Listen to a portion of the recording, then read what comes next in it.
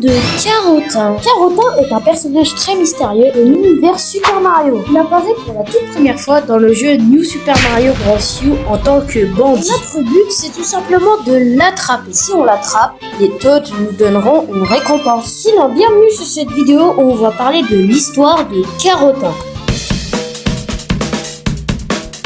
Commençons par présenter le personnage. Carotin est un lapin toujours accompagné de son sac et il a un sorte de foulard qui fait penser au foulard de Bowser Jr. Que ça soit son nom en anglais, Rabbit, ou on peut retrouver à la fin du mot en anglais Rabbit, Nab, qui veut dire s'être fait piquer quelque chose en anglais. Même en français, à la fin du nom Carotin, on a lapin. Et puis aussi, ça vient de l'expression se faire carotter, qui veut dire s'être fait voler. Et ce n'est pas pour rien que je vous parle de ça, c'est parce que ça correspond parfaitement au personnage. Et cependant, si on se focalise juste sur cette première apparition, la présence de Carotin semble juste être un événement se dérouler sur la map du jeu. On peut voir sur la map des Mario 2D, Mario Bros 3 qui était le premier jeu à introduire une carte où on pouvait déplacer Mario. Mis à part ça, il n'y a rien d'autre chose à dire. Néanmoins, c'est à partir de sa seconde apparition qu'il va commencer à prendre de l'importance. Il deviendra un personnage jouable dans New Super Luigi U. Vous savez, le jeu qui est sorti pour les 30 ans de Luigi. Bref, dans cette version, c'est Luigi le protagoniste. Et Mario n'est pas jouable. Cependant, il faut 4 personnages pour pouvoir jouer à 4 en multijoueur. Et vu que Mario est absent, il y a alors que 3 personnages. Luigi, le Toad jaune et le Toad bleu. Donc il manquait un personnage. Et ce personnage qui a été ajouté, ça était Carotin. C'est donc partie des personnages jouables. Ce n'est pas tout, car là où les personnages n'ont aucune différence dans le gameplay, Carotin quant à lui a quelques particularités. En effet, Carotin ne peut avoir aucun power-up. Il ne réagit à rien, car il préfère certainement les voler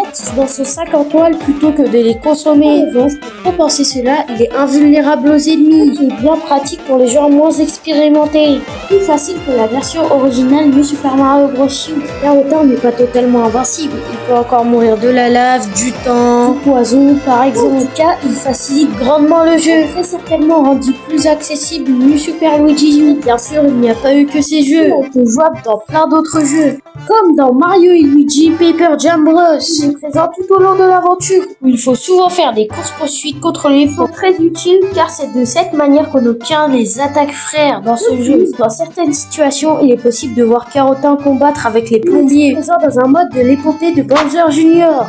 qui a été rajouté pour le remake du centre de voyage de Bowser. Ce jeu, il y a un personnage qu'on peut avoir dans son équipe. Il est aussi jouable dans certains jeux comme dans Mario Golf Tour en tant que DLC. Il est aussi jouable dans Mario et Sonic aux Jeux Olympiques de Rio 2016. Il s'agit d'un spécialiste du 100 mètres. Il fait aussi des caméos dans certains jeux comme dans Mario Party 10. On peut le voir voler des dés. Et puis dans Mario Maker où Carotin est jouable en tant que costume. Contrairement à New Super Luigi U, il n'est pas insensible aux ennemis. C'est juste un skin comme tous ceux des champignons mystères. Et quand on est dans les plus grands jeux multi de Nintendo, Mario Kart ou Smash Bros, Mario Kart, il est jouable que dans Mario Kart Tour et Mario Kart World. Et puis dans Smash Bros, il n'est malheureusement pas jouable, mais tout de même, il est présent dans le terrain de New Super Mario Bros. U. Bien entendu, il est aussi présent dans Super Smash Bros 4 en tant que trophée et dans Super Smash Bros Ultimate en tant qu'esprit. Donc oui, Carotin est devenu un personnage assez présent. Et cependant, ce personnage est assez mystérieux, particulier. Vous vous souvenez quand pendant la vidéo, je vous avais présenté l'apparence de Carotin? Et ce dont je ne vous ai pas parlé, c'est que son apparence est vraiment bizarre. On a vraiment l'impression que cette apparence a l'air d'être un déguisement. Car quand on regarde ses artworks, son apparence est assez uniforme. Ça n'a pas l'air d'être un vrai corps. Même ses yeux n'ont pas l'air d'être réels. Et de plus, il cache sa bouche. Même c'est le seul lapin qui apparaît comme ça dans les jeux Mario. Tous les autres qu'on peut voir dans les Mario 3D, par exemple, ont des apparences bien plus réalistes. Qui est Carotin et que peut-il cacher derrière ce déguisement? Eh bien, on a peut-être une piste, car dans New Super Mario Bros. U, à un moment, nous avons accès à une maison de Toad violette, sur une île où il n'y a que cette maison, et dedans, on a plein de sacs toiles qui ressemblent étrangement aux sacs de Carotin. Si on suit cette piste, soit c'est une maison que Carotin a décidé de voler, ou soit tout simplement il s'agit de la maison de Carotin. Du coup, ça voudrait dire qu'il serait en fait un Toad, n'en savons rien. On peut que théoriser au moins. Ça crée un peu de choses cachées dans l'univers de Mario. Au moins, malgré ces mystères, Carotin continue d'être présent. Lorsque New Super Mario Bros. U Deluxe est arrivé sur Switch, Carotin est resté un personnage jouable dans le mode New Super Luigi U. Mais maintenant, il est aussi jouable dans New Super Mario Bros. U avec Toadette. Il garde les mêmes propriétés qu'il avait sur Wii U.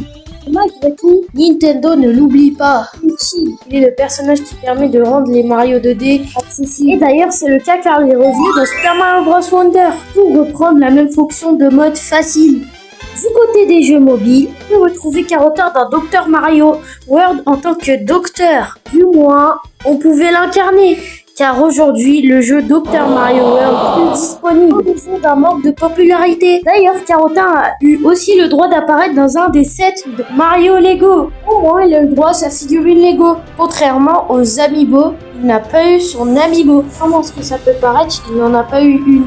Et oui, malheureusement, c'est très dommage, car le personnage est aussi apparu dans aucun jeu Mario 3D. Et ça serait étonnant de le voir dans un de ces jeux. À mon avis, ça fera comme les Koopa Links. Il restera coincé dans les jeux Mario 2D. Il devrait avoir des courses-poursuites pour attraper Carotin dans ces jeux-là, ce serait vraiment cool.